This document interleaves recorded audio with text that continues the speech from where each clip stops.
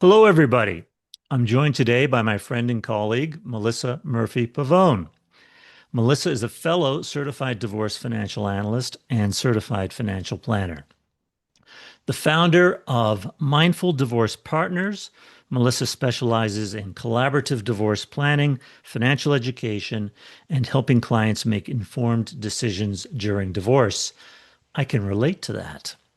Melissa is also a new author, having recently written the book Divorce by Design: How Building a Divorce Team Can Help You Get Divorced Efficiently Without Going Broke in Less Than a Year.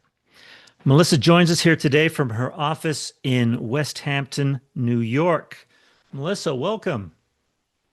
Hello, Andrew. Thanks so much for having me.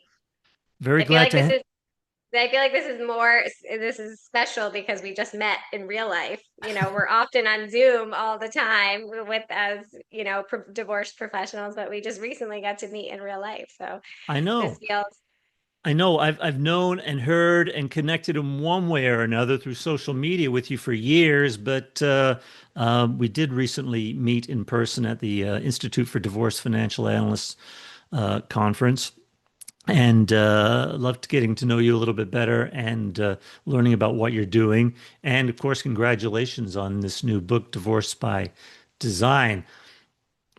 Thank you so much. And I loved meeting your wife and your partner, and it was just so great to really be there. I love the new outlook of the conference too. I think that was great. And I'm glad that I got to sit next to you.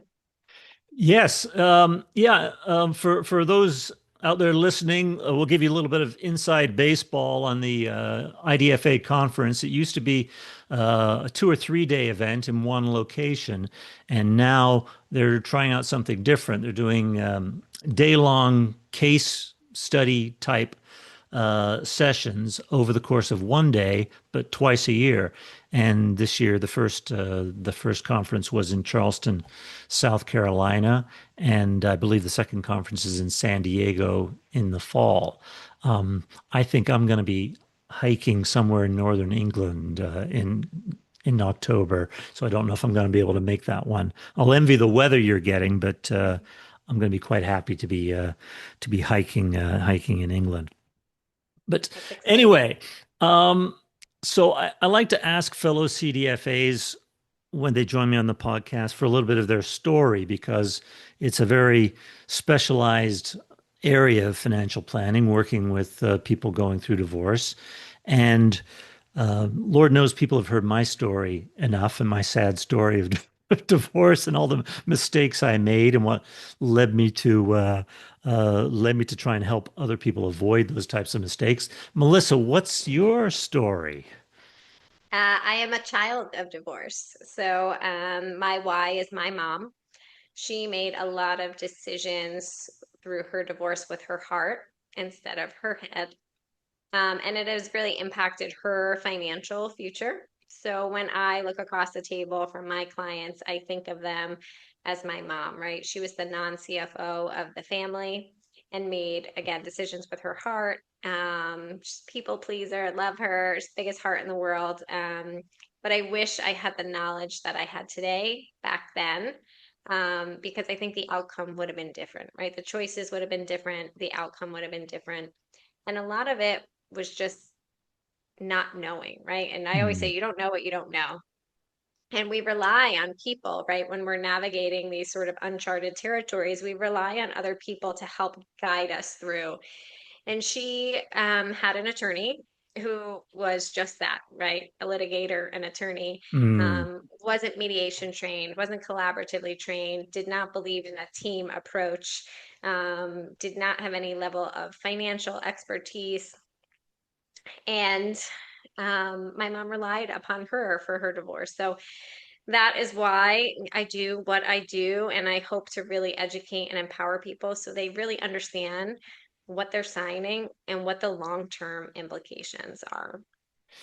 Yeah, we're not, nobody's ever really properly prepared for divorce. And, the education that's why I do the podcast is to help people educate themselves about the options available.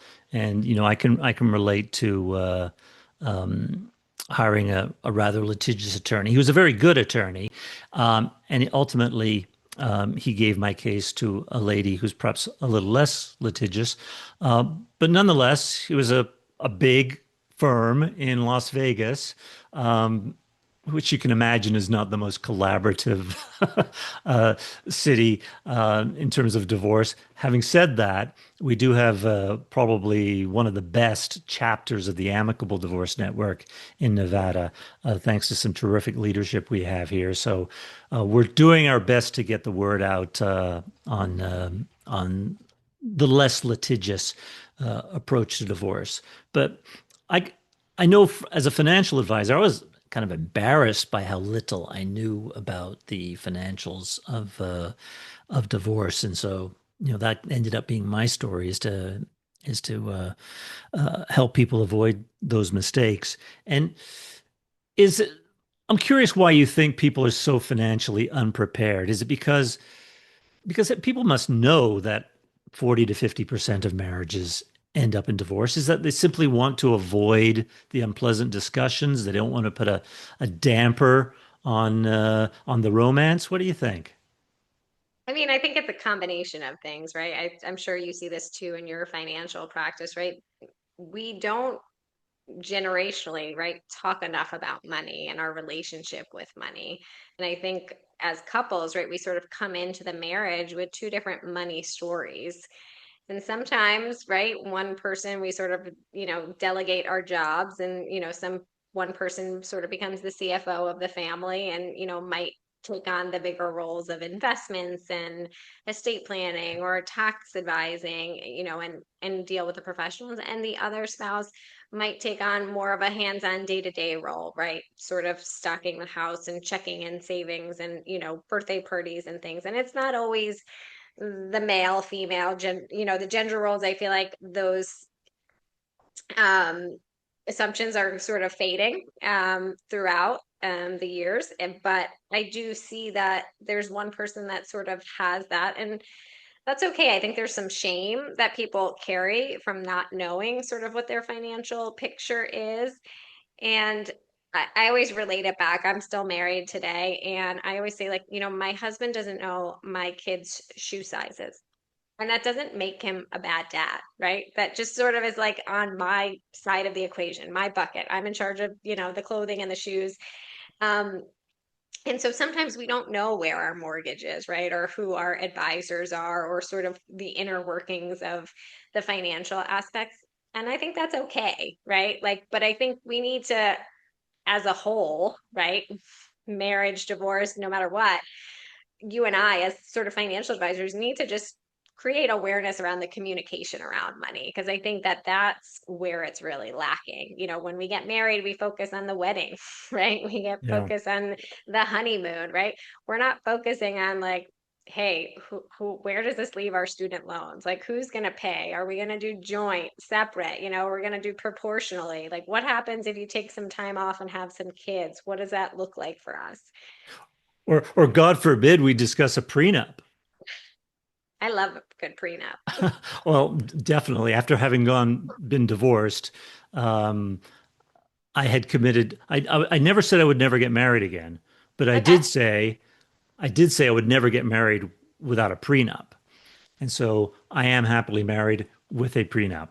Um, having gone through a 9 month divorce or whatever, and the tens of thousands of dollars spent, it's like never again. That's just not going to Yeah. happen again. But people before their first marriage, man, it's probably I can't imagine how small the percentages of prenups for first marriages. It's probably very tiny. Yeah. And it should be higher, right? Like, there should be no reason to sort of, people say, like, oh, you're planning for divorce. Nobody's planning for divorce. Even if you're getting a prenup, nobody's going into a marriage saying, hey, I'm going to get divorced.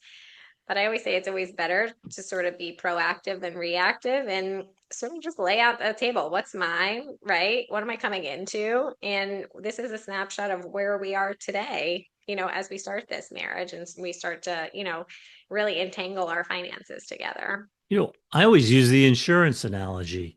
There's a far greater chance you're going to get divorced than your house is going to burn down, but everybody has home insurance. Yeah. And See, ultimately, the analogy that we use in New York is you buy the snowblower and hope it doesn't snow, right? In Vegas, that doesn't apply. And this year in New York, we had a lot of snow, so I don't think that would apply. But yeah, I like that insurance analogy. I'm going to borrow that, Andrew. oh, please do. It's funny you should mention snowblowers in New York because we're in the process of moving to South Carolina. And we already have a place out there. And my mother-in-law is kind of minding the store right now while we bury ourselves in boxes in Las Vegas.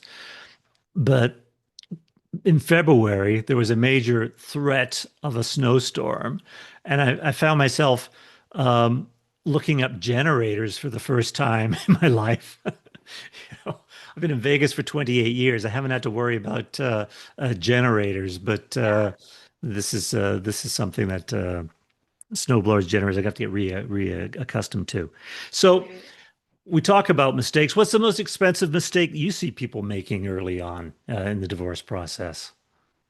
I think it's when they get to the point, I say the most expensive sentence is, I don't care. I just want this over with. I think Mm, that's the point in the negotiations, right? You're financially drained, you're emotionally drained, and you just want to stop the pain. yeah. And that's where I like to say the power of the pause, right? We need to pause, take some deep breaths, like sort of retract, sleep on it, and then go back with fresh eyes because I know you're exhausted, but that's when you need one of us, right, Andrew? That's when you need a CDFA in your corner to say, like, hey, I know this hurts right now, but I'm looking at future you, right? Let's look at how these decisions and how these possible concessions are going to impact you 10 or 20 years down the line. And when you're in it, you can't see that far in advance, right? You're sort of in survival mode. You're trying to get through the day. You are not able to see through future you in 5, 10, 20 years down the line. But that's where you and I come in and have that ability to zoom out and look at it through a different lens, right? We're not emotionally entangled into the family and the dynamics there, and we can really do some meaningful work so that we can plan for the future. Definitely. And most of the people I'm working with are in their 60s and beyond. And as I famously say to virtually everybody I work with, this is likely the largest financial transaction of your life. You've worked 30, 40 years. You have a lot of equity in your house. You've got a retirement account, maybe a pension. This is not something to be rushed through willy-nilly. Some thoughtful consideration needs to happen here. Yeah, especially with your niche, I think that it's more important for that pause, right? Because the runway is shorter, Yes. right? They're much closer to retirement or they're in retirement, and that changes, right? The faucets we can turn on as far as income streams. And so I think it's much more important for someone, in that demographic to meet with someone like you who has that niche to say, like, hey, this is specific, right? A divorce at 60 looks a lot different than a divorce at 40. Exactly. So the book, Divorce by Design. What do you mean when you say design a divorce? I think that a lot of people are very reactive, and not that I think everyone wants to choose for divorce, because sometimes it's not a choice. Sometimes your partner chooses, right, for the divorce to happen. But for it to become more of a proactive participation than a reactive participation. Oftentimes, and I'm sure you have seen this, the first phone call is to the attorney. And Hmm. on social media, right? You see the post, who is the biggest, baddest, meanest shark in town? Like, give me their number. And I am creating a framework a little differently. And that starts with a team approach. And I think the team should start with emotional support, right? So we need to be, before we make any financial decisions or legal decisions for that matter, it makes sense to become emotionally grounded. And we all know divorce is very emotional. There's no if, ands, or buts around that. Yeah. I think we can all agree on that. But if we have that emotional support, and that could be a mental health professional, it could be a divorce coach, and I like having those two people both on that sort of emotional team because the mental health professional, therapist, social worker sort of works backwards. How did we get here? And the divorce coach really holds your hand to like, how do we navigate moving forward? So I think that's the first step to becoming emotionally grounded. And then the next step is you and I, right? That financial piece is so important to say, hey, what do we own? What do we owe? What are we earning? What are we spending? What's our credit score, right? Those are the five numbers that we all sort of need to know. And having that CDFA in place to help you get financially organized is so important. And it's what you and I do best, right? And all of that work, right, then leads up to who is the next step, right? Is it a mediator? Is it an attorney? And who's best for our family? Right. And knowing, right, the work that you did with your client is going to be used because the attorney, one of the first things the attorney makes you do, right? Financial affidavit, let's get a marital balance sheet going. And we already did that, right? So you come into the equation cool, calm, and collected with your financial data organized, and then you go to legal strategy. And people often, I think there's a myth, right? Oh, I can't afford you. And I say Mm. you can't afford not to have us, right? Like Yes. I Yes. always say you and I, we pay for ourselves, right? Between the money that we find and sort of that financial analysis that we do, we often pay for ourselves. But you don't want your attorney looking at the financial statements. You and I are trained and we can do it in half the amount of time at half the rate. And Exactly. you don't want to use us, right, to be your emotional sounding board because one, we're not, that's not our zone of genius. We're your math people, we're your numbers people. And you can have a divorce coach or a mental health professional be there for you at a much lower rate than us, helping you through that emotional turmoil. And so then you have three people on your team supporting you throughout this process that oftentimes feels very lonely. No, exactly, Melissa. I couldn't agree more. And I know an attorney and I often put it to clients as you're getting more than two for the price of the one, because I'm doing the financial work probably half the time at half the rate. And you could even say three for the less than the price of one, because every attorney's conference room has a box of tissues on the middle of the table. You don't want an attorney at five, six, heck, you're in New York, it's probably $700 an hour, consoling you. Speak Yeah, to an emotional professional at much less the rate. That's where it becomes, somewhat paradoxical that is actually less, bringing on more people who can work in their particular areas of specialty. absolutely. So another thing you mentioned, coming to an emotional professional or financial professional first. I always like to think it's very helpful to the client because we get the first look at their particular situation and we can see if maybe they're a good category, a good candidate for mediation or collaborative divorce or the amicable divorce network or the sole agree process, whatever. And we know that XY attorney might be a good fit for this person. The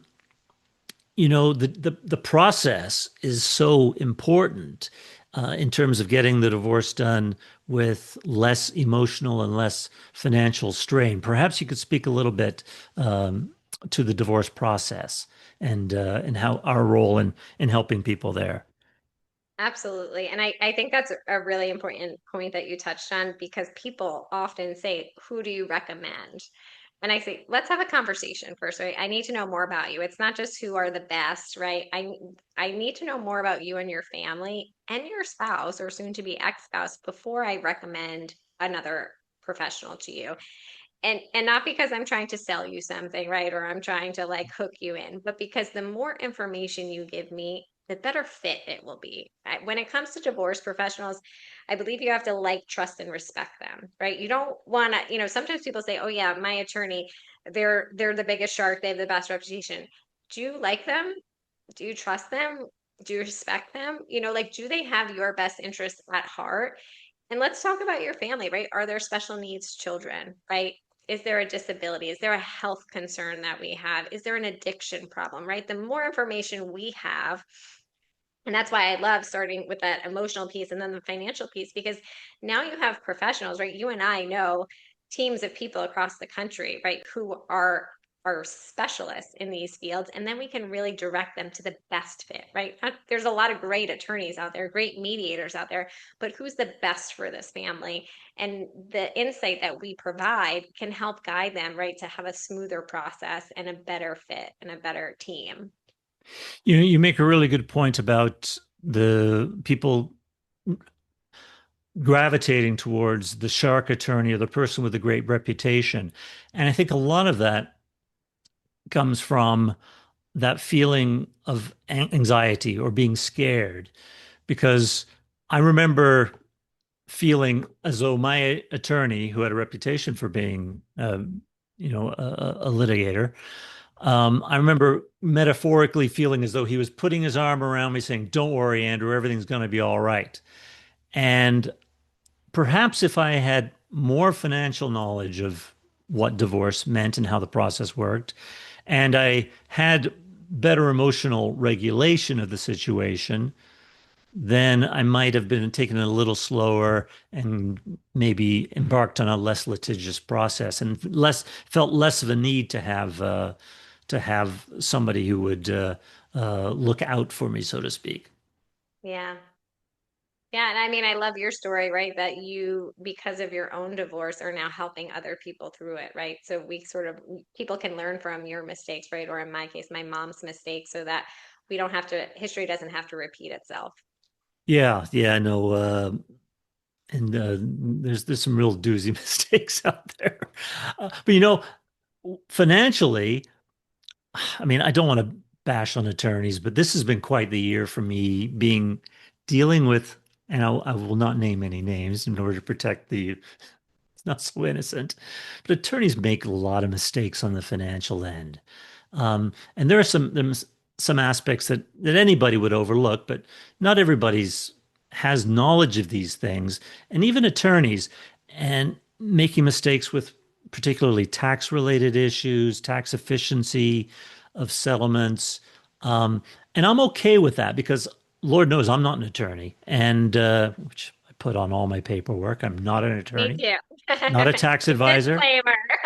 Do not We play one don't give at tax advice. Yeah, we don't give no. legal advice. We do not do that, and I wouldn't want to be in their position, and so I defer to them on all legal matters. But what I'm curious to get your thought on this. But what annoys me in dealing with attorneys is not so much when they don't know something, but when we advise them that they don't know, and perhaps they might want to consider correcting course for the benefit of the client, and they either A, don't believe us, B, don't want to change because that's always the way we've done things. That's what drives me nuts. Yeah, it's funny because people say, are you replacing an attorney? And I said, absolutely not. Like, I am in addition, right, to your team. If you have a mediator or an attorney, I'm not replacing anybody. I'm just an added team member that I add value in my lane, right? And my lane is finances. And I think that there are some attorneys that absolutely love CDFAs, right? They look at us and they're like, yes, thank you, Jesus. I don't like a calculator. I don't like Excel spreadsheets. Like, you are my friend. Right. Help me solve this problem. I don't want a tax impact, a buyout of a house with, non-qualified assets. And then there are other attorneys who I think are intimidated by us, right? Who are like, hey, I don't want to admit I've been doing it wrong all Yeah. these years. Yeah. And I'm just going to my head down and keep on doing it wrong because that's what I know. Um, and obviously, we want to work with the first set of attorneys, but there are attorneys out there that I think are slowly but surely seeing the value that you and I add and the CDFAs across the country. And I think that we will become more of a household name. And I think that's really important because that financial piece is so important. And like you said, this is the biggest financial transaction of a lot of people's lives. And you don't want to make long-term decisions in heightened emotional states. Yeah, no, exactly. And I agree with you. I think there's always going to be some attorneys who want to do it all themselves, want to keep the work in-house so they can bill for it, um, or just don't appreciate what we do. But I think they're increasingly a minority, and I'm seeing more and more attorneys, open to the open to bringing us in and working together as a team.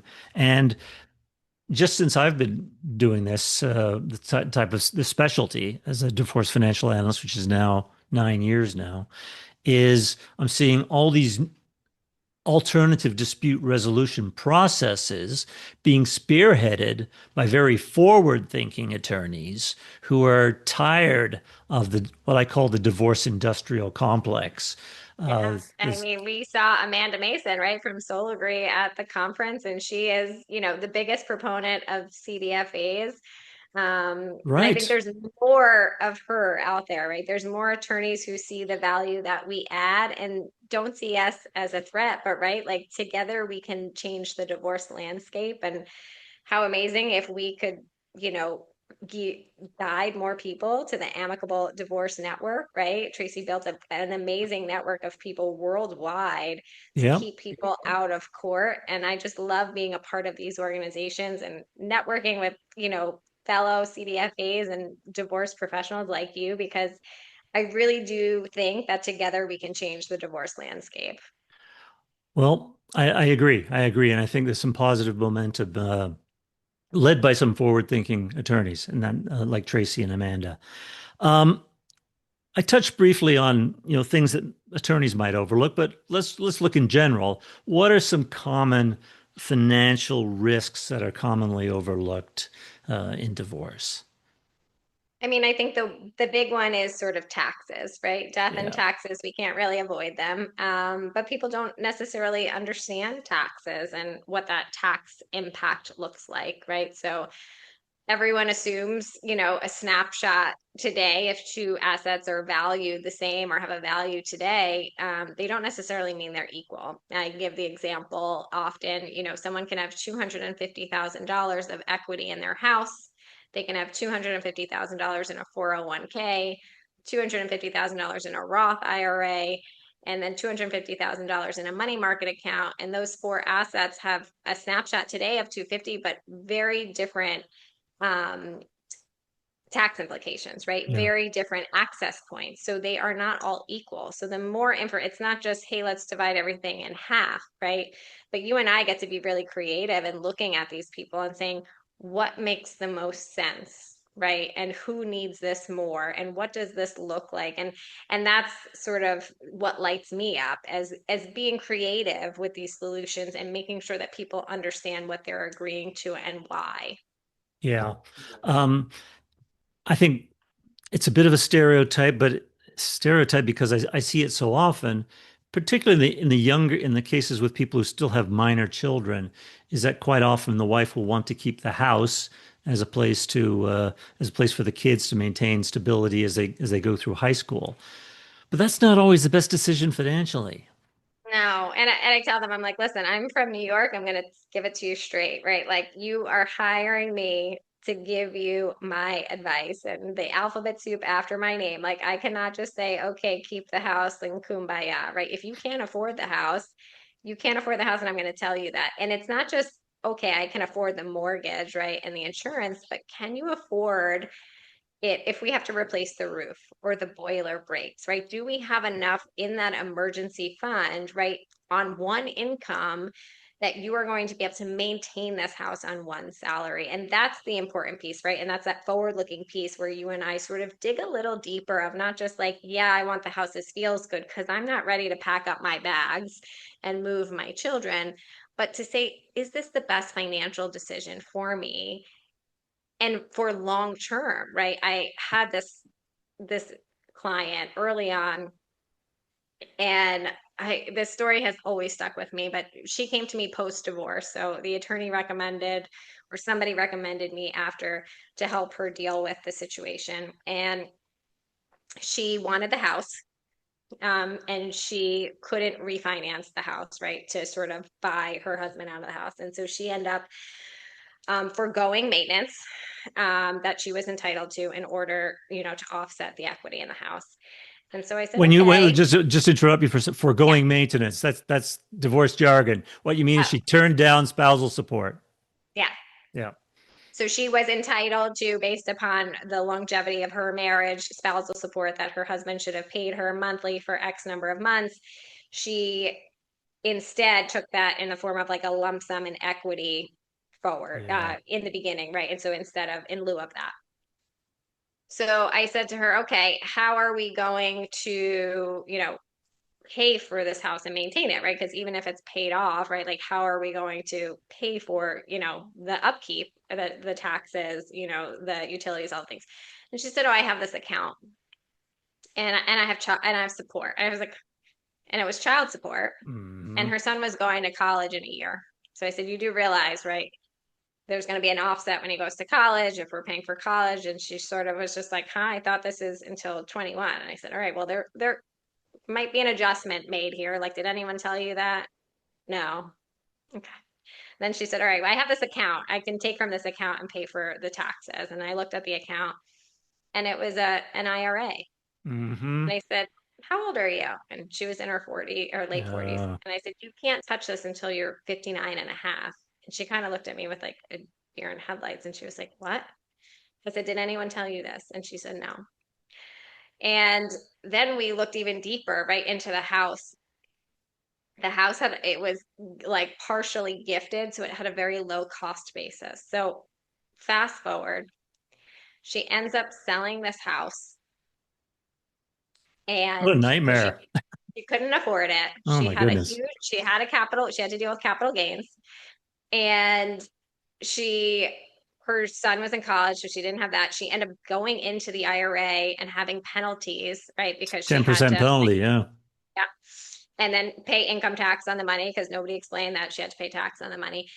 And all of this could have been avoided, right? If she brought a CDFA in a little earlier through the process before she signed, before she would dug her heels in to say, I want to keep the house, right? She could have been in a completely different financial situation. And I think that's just sort of where we shine, right? To bring in a CDFA and just say, hey, let's play this out, right? What's best case? What's worst case?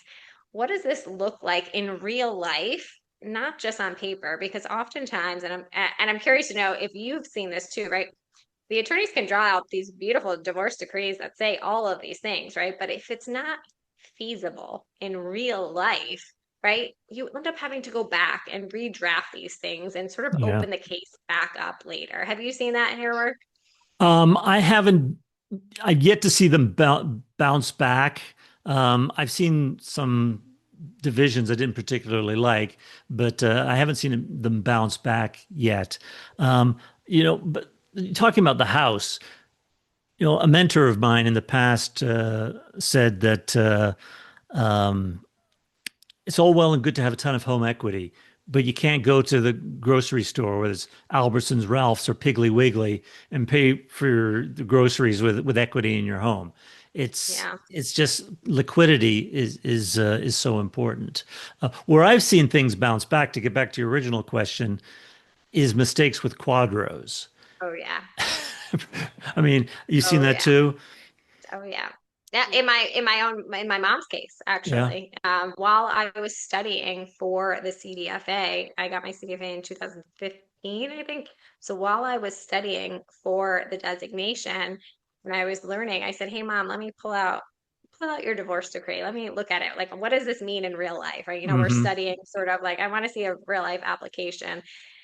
And I was like, did you ever do the quadro for this? And she kind of looked at me and didn't really, I was like, I don't know. Like, I was like, all right, we need to make an appointment. We need to go. And the, I'll never forget this. They wrote in the divorce decree a quadro, but it was actually it was a pension. So it wasn't an ERISA plan. So it should have been a domestic relations order. So that Hmm. one word like killed the whole thing. And they applied, right? They did the quadro or they paid somebody to do the quadro and it got rejected.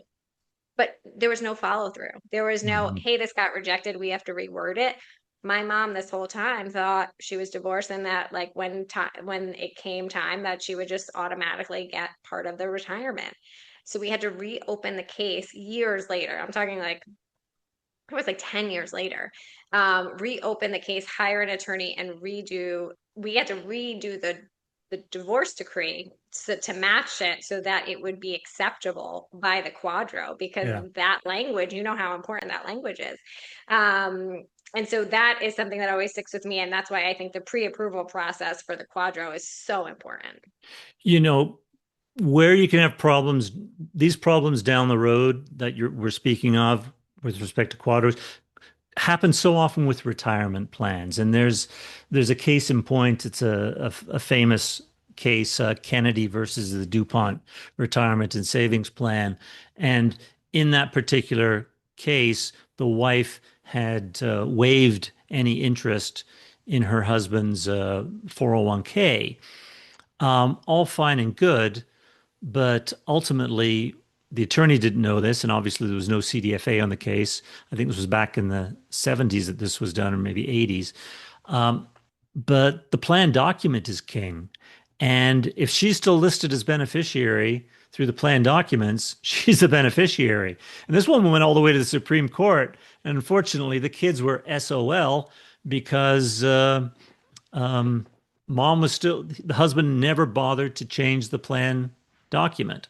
So once again, the work we do, we're looking forward when we're working with our clients in divorce. We're trying to help them get set up on the proper financial foundation for the rest of their life. The attorney's job is really getting them to sign on the line that is dotted. Many times they'll go away, after the decree's final. But we want to help people, make sure this agreement works for them for the rest of their life. And there's work that needs to be done afterwards. And, the quadros need to be sure that the quadros are executed. During the process, looking forward, letting them know that beneficiaries are going to have to be updated on Yeah. any number of documents. And Lord, I mean, once again, I'm thinking about another case. They're coming back to me now. It was a quadro. It wasn't my case, but a lady called me and said, I was divorced 6 years ago, and I think there was something with a QD, quadro. So yeah, I never did anything with that. I mean, she didn't execute the quadro. And obviously, Yeah. the attorney didn't follow up, which wasn't Yep. really their job. But if a CDFA had been involved, you can be sure that they would have made sure that the wife actually executed the quadro and received half of that 401k. Ultimately, in this lady's case, it cost her. It cost her to wait that long.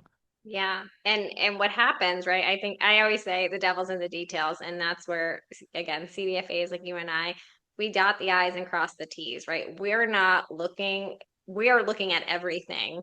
And I say we hope for the best, but we are planning for the worst, right? So we know all of these things and we have all these sort of war stories and things that have gone wrong and how to prevent them for our clients moving forward. So I think that's really important.